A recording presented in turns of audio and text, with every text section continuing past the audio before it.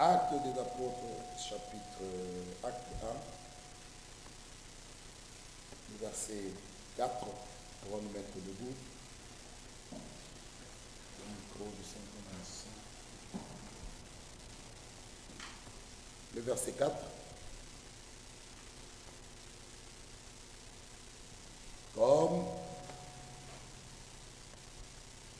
Comme il s'est trouvé avec eux, il leur recommanda de ne pas s'éloigner de Jérusalem, mais d'attendre ce que le Père avait promis, ce que je vous ai annoncé, leur dit-il. Amen. Car Jean a baptisé d'eau, mais vous, dans peu de jours, vous serez baptisés du Saint-Esprit. Le verset 8. Mais vous recevrez une puissance, le Saint-Esprit survenant sur vous, et vous serez mes témoins à Jérusalem, dans toute la Judée, dans la Samarie, et jusqu'aux extrémités de la terre. Amen. Que Dieu nous bénisse. Qu'est-ce que le Saint-Esprit? Le Saint-Esprit est une promesse. C'est la promesse du Père. Et cela est donné aux enfants obéissants. Acte 5, 32. Soyez rapide, nous n'allons pas traîner. Le service de baptême, il y a de la joie au ciel.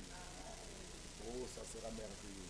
Moi déjà, j'aimerais voir ça. Nos sœurs seront enterrées, seront mises dans les eaux du baptême, vont ressortir pour vivre avec Christ en nouveauté de vie. Gloire à Dieu. C'est lui qui attire, c'est lui qui sauve. Lisons d'abord Acte 5, 32. Nous sommes témoins de ces choses. Remontons un peu même au verset 29. Pierre et les apôtres répondirent: il faut obéir à Dieu plutôt qu'aux hommes. Un enfant de Dieu, pas seulement le serviteur, tout enfant de Dieu, tout croyant véritable, authentique, doit obéir à Dieu plutôt qu'aux hommes. Ma soeur m'a même posé la question, elle fait ses stages, je pense, dans les soins. J'ai dit oui, parfois c'est compliqué, mais nous allons prier, Dieu aidera. Nous devons obéir à Dieu plutôt qu'aux hommes. Parfois nous devons mettre Dieu, vous prenez Dieu au mot. Lorsque Dieu voit ton obéissance, l'obéissance totale à toute la parole va attirer vers toi les bénédictions divines. Nous devons obéir à Dieu plutôt qu'aux hommes. Donc obéissez à Dieu plutôt aux hommes. Nous pouvons dire, n'ayez pas peur des hommes. Vous vous cachez devant les hommes, vous fabriquez une sainteté. Non. Craignez Dieu. Lui peut détruire et le corps et l'âme. Vous détruisez, vous craignez les hommes qui peuvent que détruire votre corps, mais Dieu, lui, est capable de détruire et ton corps et ton âme. Le même Dieu capable de te sauver, de racheter ton âme, de guérir ton corps. Donc craignez Dieu. Il faut obéir à Dieu plutôt qu'aux hommes. Le Dieu de nos pères a ressuscité Jésus que vous avez tué en le pendant au bois. Voyez une telle prédication. Le serviteur de Dieu n'a pas épargné ces gens-là. Regardez ce qu'il leur dit. Le Dieu de nos pères a ressuscité Jésus que vous avez tué. Donc il s'adressait à ces gens, il ne les a pas épargnés. Vous l'avez tué, mais Dieu l'a ressuscité. Ça, c'est une prédication qui vient de Dieu. On ne craint pas les hommes, on ne craint pas les yeux des hommes, nous craignons Dieu. nous obéissons à Dieu plutôt qu'aux hommes. Et il continue à dire, Dieu l'a élevé par sa droite comme prince et sauveur, pour donner à Israël la repentance et le pardon des péchés. Maintenant, il dit, nous sommes témoins de ces choses. De même que le Saint-Esprit que Dieu a donné à ceux qui lui obéissent. Ah, Acte 11, 15. Acte 11, chapitre 15. Chapitre 11, verset 15.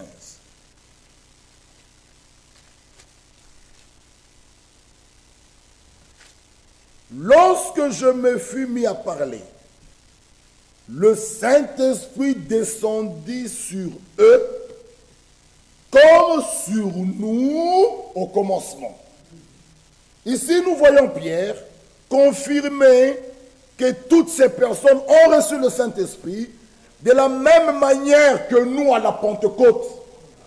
Donc, le Saint-Esprit ne s'est pas arrêté qu'à la Pentecôte. Après la Pentecôte, il est descendu même chez les nations. Pierre était allé chez Corneille. Acte 10. Lisons cela.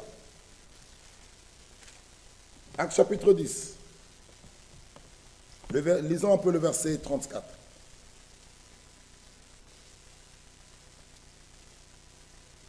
Alors Pierre, ouvrant la bouche, dit, en vérité, je reconnais que Dieu ne fait point de favoritisme.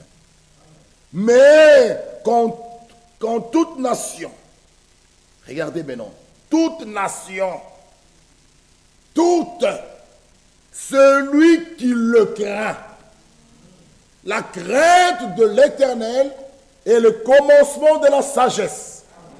Donc celui qui le craint et qui pratique la justice lui est agréable.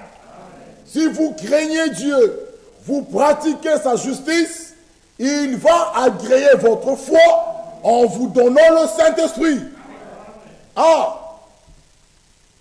Si vous le craignez et vous pratiquez, ici on nous parle de pratiquer. Pratiquer la justice et lui être agréable. Enoch fut agréable à Dieu. Enoch n'a pas vu la mort. Il a reçu un témoignage de la part de Dieu qu'il était trouvé agréable. Et l'Écriture dit, le verset 44, pour gagner le temps, comme Pierre prononçait encore ces mots, le Saint-Esprit descendit sur tous ceux qui écoutaient la parole. Le même Pierre qui prononçait ces paroles, au chapitre 11, témoigne. Ces groupes de gens-là de Corneille dans Acte 10, c'est un groupe de nations. Il dit, le Saint-Esprit est descendu sur eux, comme sur nous à la Pentecôte. Dieu n'est pas un Dieu de favoritisme. C'est lui qui le craint, qui pratique la justice, lui est agréable, Dieu le bénira. Comme il a fait avec nous. Dans le Saint-Esprit, Dieu l'accorde aux enfants obéissants, à ceux qui le craignent, à ceux qui pratiquent la justice et qui lui est agréable. Et vous l'aurez. Et j'ai confiance en Dieu qu'il va accorder cela. Il va le faire. Nous allons revenir, Dieu voulant, comme le frère a dit, à partir de vendredi, on sera nombreux ici, presque tout le monde. Dimanche, c'est reparti. Nos frères verront comment ils vont vous classer. Mais nous serons déjà vers 50, 60 personnes. C'est un bon nombre. Que Dieu nous aide, que nous puissions le recevoir.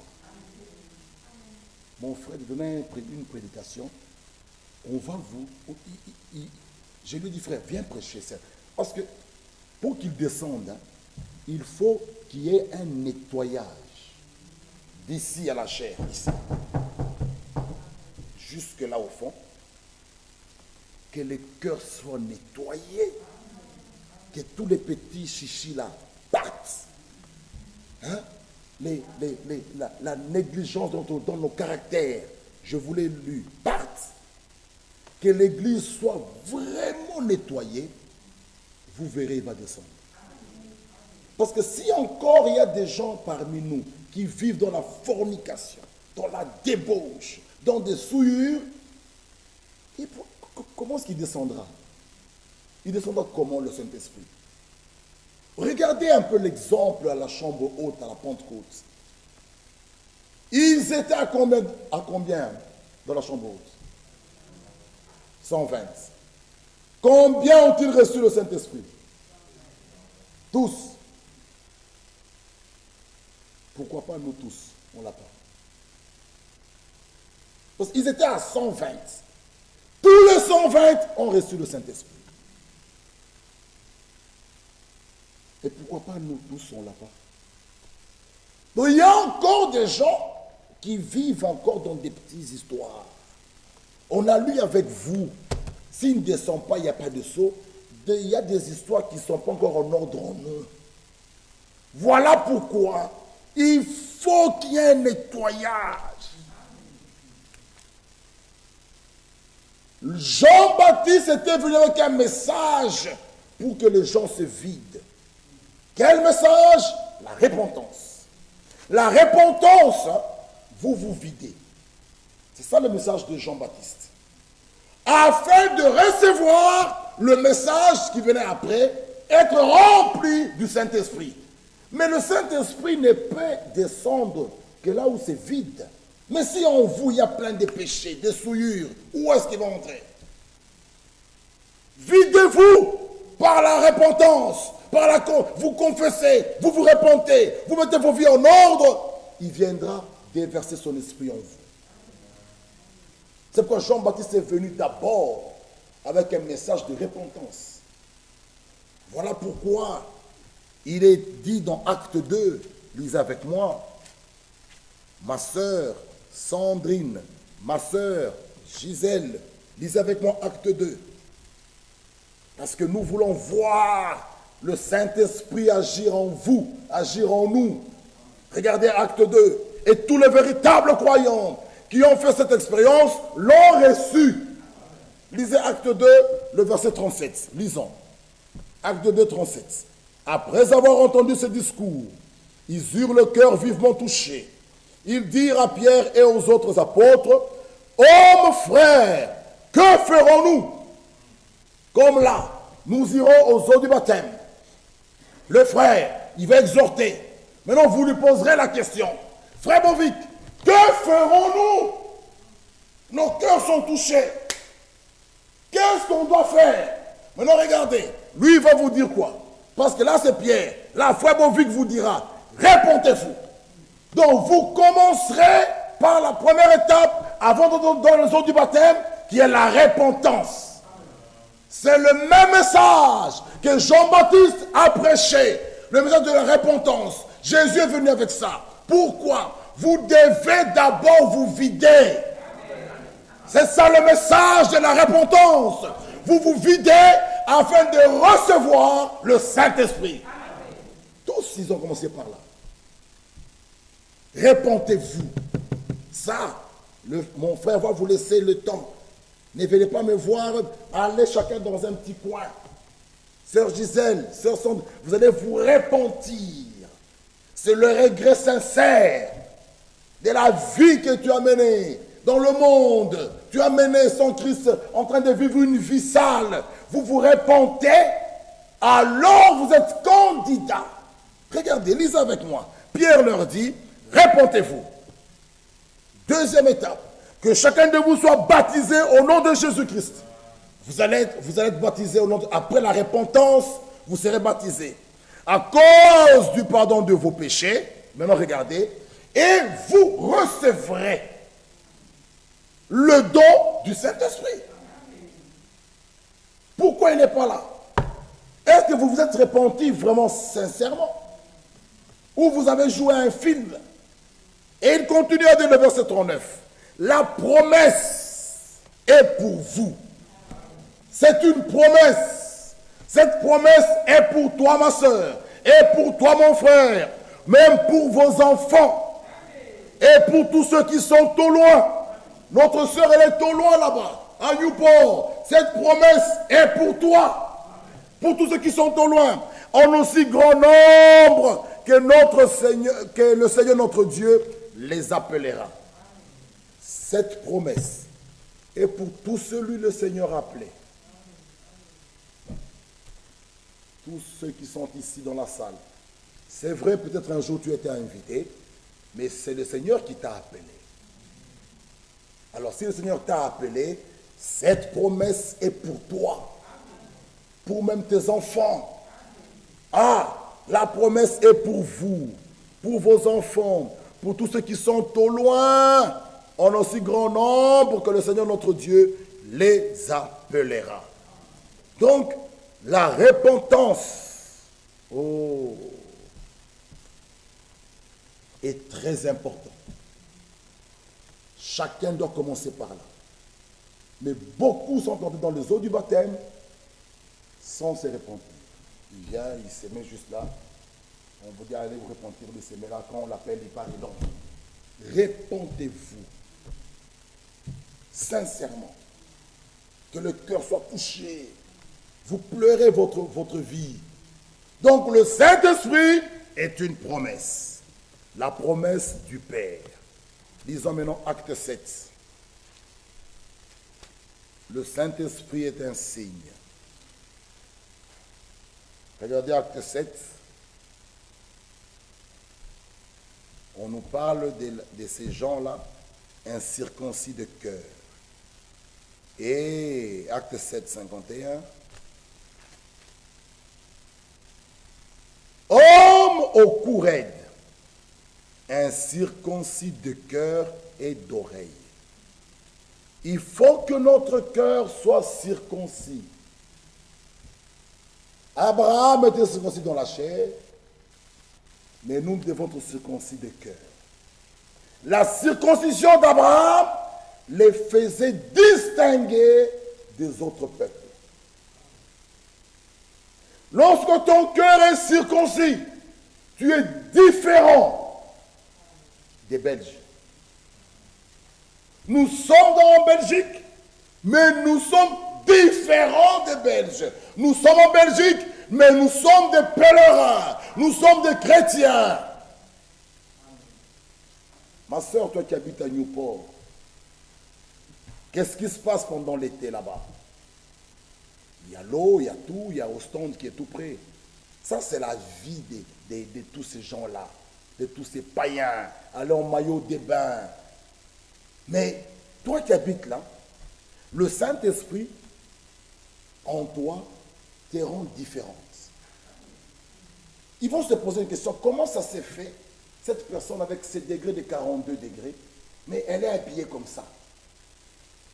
Oh, il faut mettre des cinglés, il faut mettre des maillots de bain. Allons à la plage, où tout le monde est là-bas, nu presque. Mais toi, tu dis non, ça c'est pas une vie normale. Le Saint-Esprit, la circoncision du cœur, nous rend différents. Fais de nous un enfant de Dieu réel et véritable. Il te sépare des autres.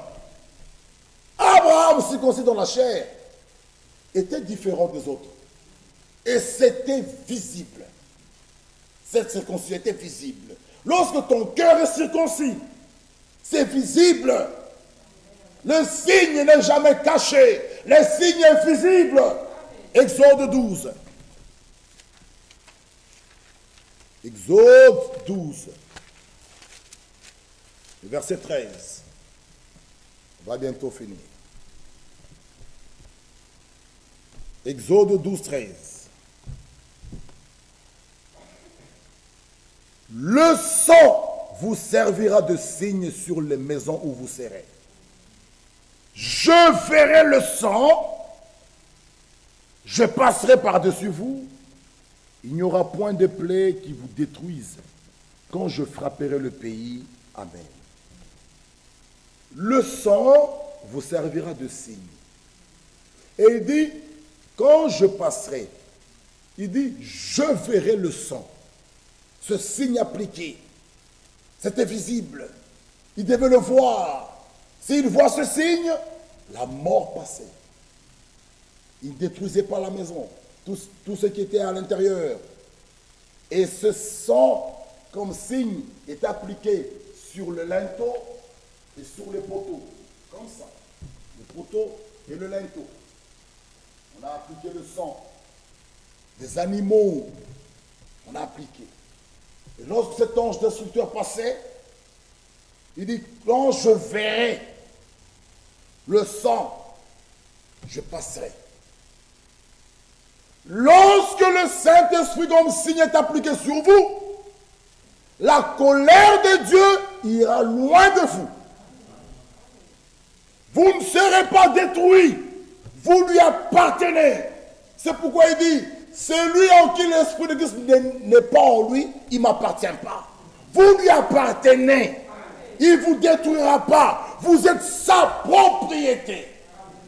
Et avant de détruire cette terre, d'abord il vous prend. Amen. Il dit, quand je verrai le sang, je passerai. Lisons 2 Pierre.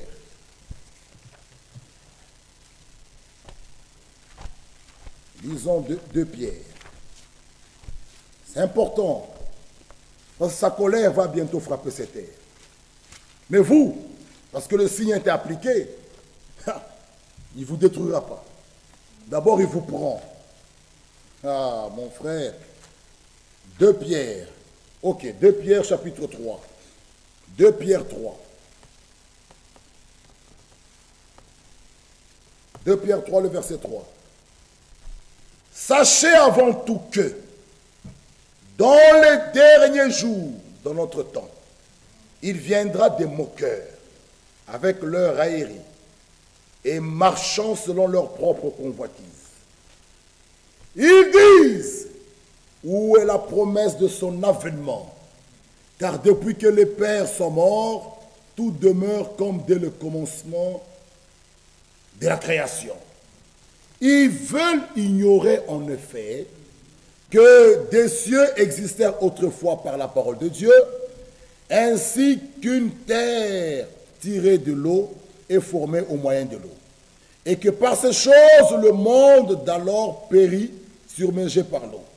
Mais, par la même parole, les cieux et la terre d'à présent sont gardés et réservés pour le feu, pour le jour du jugement et de la ruine des hommes impies. Regardez juste ce qui s'est passé à Goma. Regardez juste le volcan là. Ce n'est rien par rapport à ce qui va détruire cette terre. C'est vrai, après le déluge, on a vu cette alliance conclue. Il dit fini, il n'y aura plus de déluge comme ça pour détruire la terre. Mais cette terre est gardée, réservée. Nous pouvons lire cela. Les cieux et la terre d'à présent sont gardés et réservés pour le feu. Mais avant que cette terre soit détruite, d'abord toi, il va t'enlever. Il dit, lorsque je verrai le sang, je passerai. Le Saint-Esprit comme signe qui est appliqué sur vous, il verra ça avant de détruire. Il va d'abord prendre les siens. Avant de détruire Sodome et Gomorrhe, Lot devait sortir. Regardez la grâce de Dieu. Dieu est tellement bon. Il ne peut pas punir les bons et les méchants et il met les bons dedans et les punit. Non! Avant que Sodome ne soit détruit, 2 anges sont allés à Sodome. L'autre est resté avec Abraham. Celui du milieu qui a donné la promesse. L'Éternel. Il reste avec Abraham. Abraham, son prophète. La parole vient au prophète. Dieu ne peut rien faire sans avoir révélé ses secrets à ses serviteurs, les prophètes. Il devait frapper Sodome. Mais il devait le révéler à Abraham. Pas tout le monde. Abraham. Il devait frapper du temps de Noé. Mais il a révélé son secret à Noé. Vous rejetez Noé, vous avez rejeté la volonté de Dieu. Il dit à Abraham. Et Abraham a commencé à discuter. A commencé à dire avec lui. A commencé à intercéder. Vous intercéder. Est-ce que s'il y a 500 et tu vas détruire? Il dit non. Je ne peux pas détruire s'il y a 500 justes. Je suis un Dieu bon. Comment je vais les frapper, les méchants et les bons? Abraham dit ça y est. Mais s'il y a 100, il dit même 100, je ne peux pas. 50, il dit je ne peux pas. Jusqu'à ce qu'il est descendu au nombre. Il y avait Lot, son frère, de l'autre côté à Sodome. Avant que Sodome ne soit frappé, les deux anges ont pris Lot, ses enfants, sa femme, ils les ont enlevés. Mais la femme de Lot n'avait pas pris au sérieux la grâce. Mon frère, si vous jouez avec la grâce, vous allez le regretter. La femme de Lot a regardé en arrière, elle est restée une statue de sel. Et Abraham et Lot et ses fils sont partis. Alors Sodome a été frappé, a été brûlé. Avant que le déluge ne tombe, Noé et sa famille étaient dans l'arche. Avant que cette terre soit frappée, tous les enfants de Dieu seront d'abord enlevés. Quelle grâce! Le Saint-Esprit est un signe. Lorsqu'il verra ça, d'abord il vous prend. Après, cette terre peut être frappée. Vous voyez la grâce de Dieu. Le signe n'est pas caché. Le signe est toujours visible. Lorsque vous l'avez, nous verrons que c'est une personne différente. Le Saint-Esprit en vous vous rendra humble. Si tu es un enfant, vous rendra obéissant même aux parents.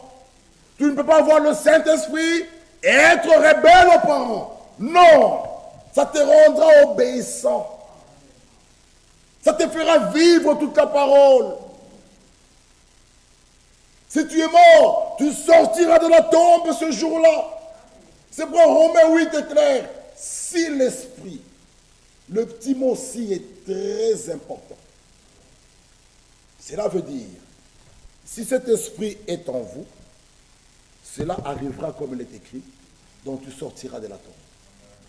Si cet esprit n'est pas en vous, tu ne sortiras pas pour la première résurrection. C'est pourquoi il y a le si. N'enlevez pas le si là. C'est une condition. Si cet esprit est en toi, tu vas être ressuscité. Si tu es vivant, tu vas être transmis. S'il n'est pas en toi, il n'y a pas de première résurrection. C'est important. Si tu es vivant, il n'y aura pas de changement de cours.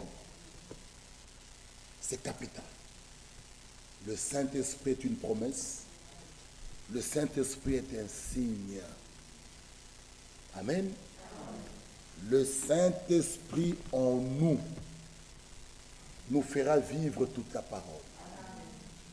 Le Saint-Esprit est notre avocat. Le Saint-Esprit est notre consolateur. Lisons dans Jean. Et nous allons terminer par là. Et nous puissions partir pour le service de baptême. Jean 16. Dieu merci nous a soutenus. Il nous a donné sa force. Et c'est le dernier dimanche où il y aura 2 cultes.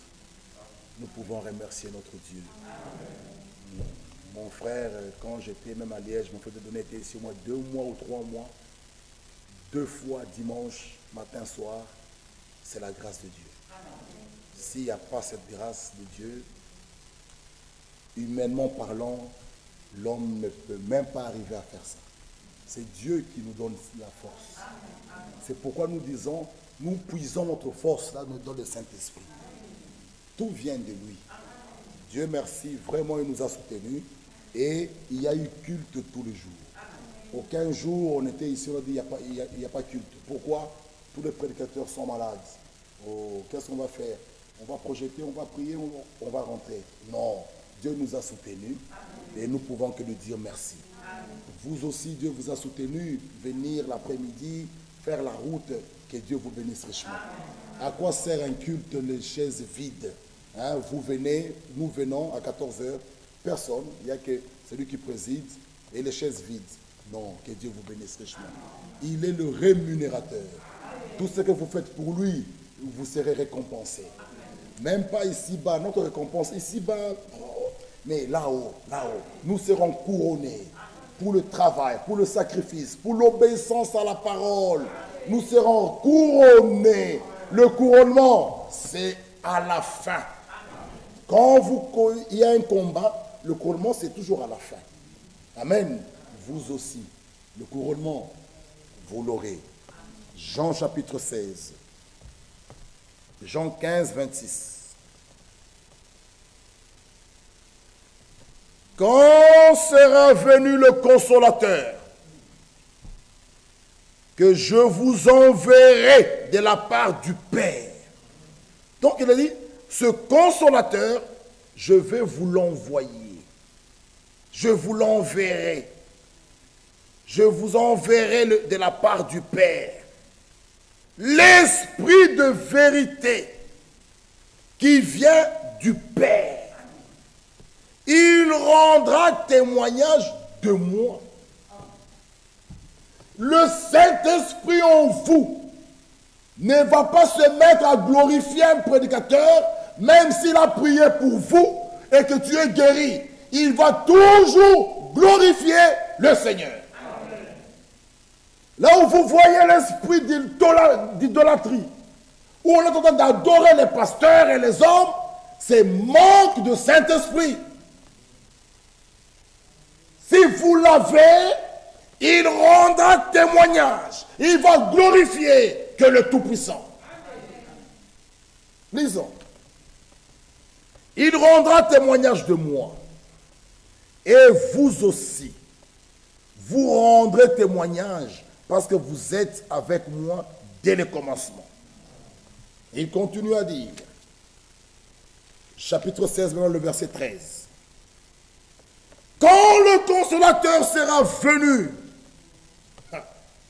ce consolateur-là, on l'appelle toujours l'esprit de vérité. C'est pourquoi lorsque tu as le Saint-Esprit, tu ne peux pas croire aux fausses doctrines. Il ne te laissera pas là-dedans. C'est l'esprit de vérité. Sanctifie-le par ta vérité, ta parole est la vérité. Jésus devant Pilate, il dit, je suis venu rendre témoignage à la vérité. Mais qu'est-ce que la vérité? Oh, Jésus dit, je suis le chemin, la vérité et la vie. Il est la vérité. C'est lui la vérité. Amen. Ah, nous, bien-aimés frères, nous pouvons prêcher. Mais lui, il pouvait dire, en vérité, je vous le dis. C'est lui la vérité. La vérité est une personne. Je suis le chemin, la vérité et la vie. Donc si tu as Jésus, tu as la vérité. C'est pourquoi on l'appelle l'esprit de vérité. Mais un Jean dit, c'est par là que nous reconnaissons l'esprit de l'erreur et l'esprit de Dieu. Mais celui qui a le Saint-Esprit ne peut pas demeurer dans les fausses doctrines, dans un faux enseignement. C'est l'esprit de vérité. Le consolateur, il vous conduira. Comme on l'appelle l'esprit de vérité, il vous conduira dans toute la vérité. Car il ne parlera pas de lui-même, mais il dira tout ce qu'il aura entendu. Et il vous annoncera les choses à venir. Il me glorifiera. Ah, vous voyez là? Lorsque vous l'avez, vous n'allez pas glorifier un homme, vous allez glorifier Dieu. Parce qu'il prend de ce qui est à moi et vous l'annoncera. Le Saint-Esprit est notre consolateur. Le Saint-Esprit est notre avocat. Quel est le rôle d'un avocat? Il intercède pour vous. Il prend votre défense. Il parle à votre place. Ah. C'est pourquoi nous sommes sans peur et sans crainte. Le Saint-Esprit est notre guide. Le Saint-Esprit est notre enseignant. C'est lui qui nous enseigne. Le Saint-Esprit de Dieu. Terminons avec ceci. Il y a une immense différence entre un simple chrétien et un chrétien rempli du Saint-Esprit.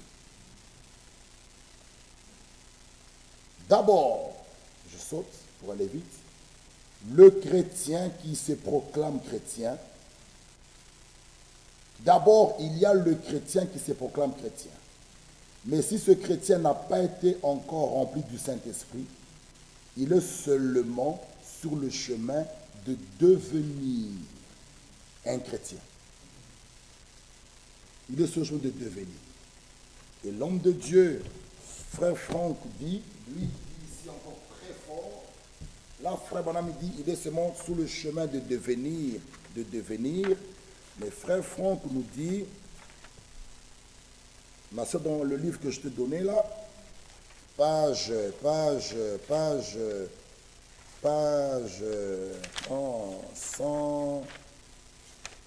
148, à la fin, écoutez ce que frère Franck lui dit. C'est pourquoi tous ceux qui ont reçu le Saint-Esprit, peuvent être appelés des Christ, c'est-à-dire des chrétiens. Page 148, à la fin. Quiconque n'a pas été oint du Saint-Esprit de la manière biblique, là on nous parle de l'onction. 2 Corinthiens 1, 20.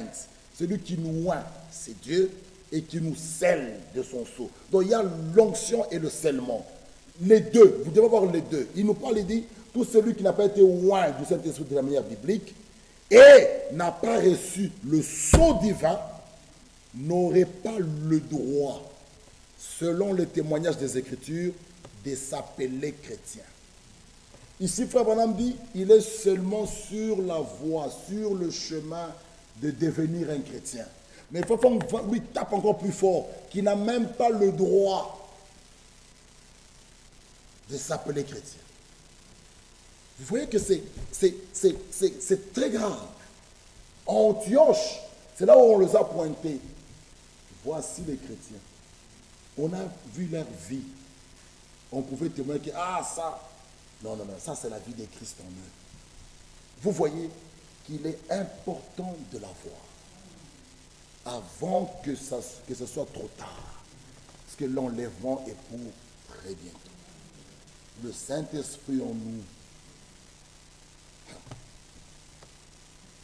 Quand vous l'avez, il revient, que tu sois au travail, à l'école, tu vas passer de ce corps.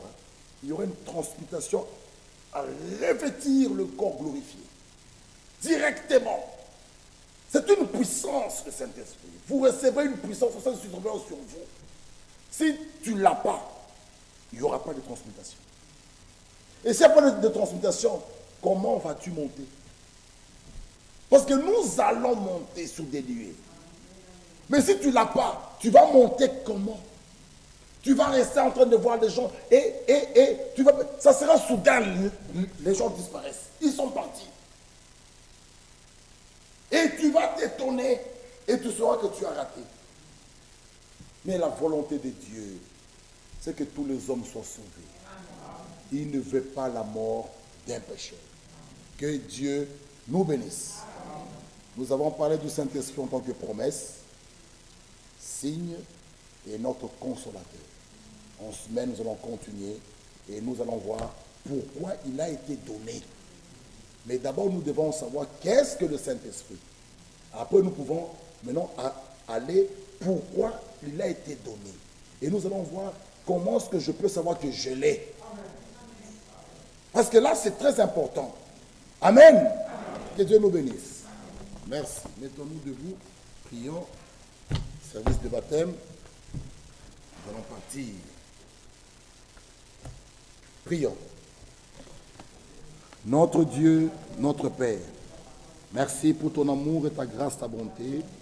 Que ton Saint-Nom soit loué, que ton Saint-Nom soit glorifié. Bénis ton peuple, bénis le service de baptême, bénis ta parole dans nos cœurs.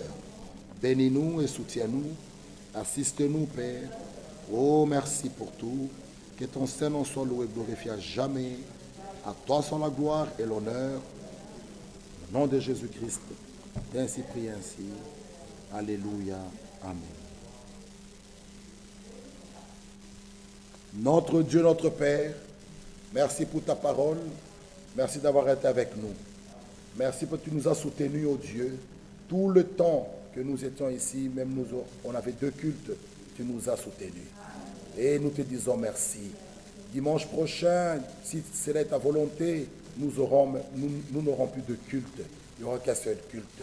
Que ton Saint-Nom soit loué. Mais à tout le temps que nous avons eu 2 cultes, tu as soutenu mon frère Dieudonné, ainsi que moi-même. Même ton peuple, tu nous as soutenus. Ils se sont déplacés pour venir écouter ta parole. Bénis maintenant le service de baptême que nous allons aller faire. Oh, ils seront baptisés d'eau. C'est toi qui baptises de feu et d'esprit. Bénis tes filles. Bénis ton serviteur qui va faire ce service divin. Que tu nous bénisses, nous tous. Que tu bénisses ton peuple. À toi soit la gloire et l'honneur, au nom de Jésus-Christ. Amen. Que Dieu nous bénisse. Je ne sais pas, frère Bovic, les gens continuent toujours à s'inscrire ou pas pour le dimanche prochain, qu'est-ce qu'on fait? Après, ils peuvent venir. Ok, ça va. Venez à partir de mardi. C'est le dernier jour des inscriptions pour les 15 places assises. À partir de vendredi, venons. En tout cas, que personne ne reste plus chez lui. Dire non, venons. Et dimanche, ça sera une journée d'action de grâce, de louange, d'adoration, de remerciement. Je vais prendre vraiment que Dieu me conduira, mais amenez vos cantiques, venez avec vos témoignages, venez, louons, adorons Dieu. Qui sommes-nous? Il y a des gens qui sont partis avec cette maladie, le Covid, la Covid. Bon, ça a pris beaucoup de gens. On les a enterrés. Je peux penser à beaucoup. Mais nous, aucune personne de cette assemblée, vraiment, non. Aimons Dieu, adorons-le, louons-le. Donc, venons, même en famille, on va le glorifier, on va chanter. Dieu nous bénira. Oui, mon frère. Ah, vendredi 11. Donc, ce mardi, c'est le dernier. Vendredi 11, les portes sont ouvertes. Venez, et le dimanche 13, nous aurons vraiment un culte vraiment très spécial. Venons, louons Dieu, implorons sa grâce, remercions-le de nous avoir tous gardés en vie. Il y a des gens qui mettent des masques très bien, mais qui l'ont eu, et ils sont morts. Et vous voyez, il y a même ceux qui, vraiment, que Dieu vous bénisse. Il nous a tous gardés en vie, et Dieu a permis, on nous a même libérés un peu. Mais lorsque nous viendrons ici, nous garderons toujours nos masques et respectons encore le geste barrière. Amen. Nous avons lu, nous devons être obéissants même aux autorités. Donc, que Dieu vous bénisse. Allez dans la paix du Seigneur. Allons au service du baptême.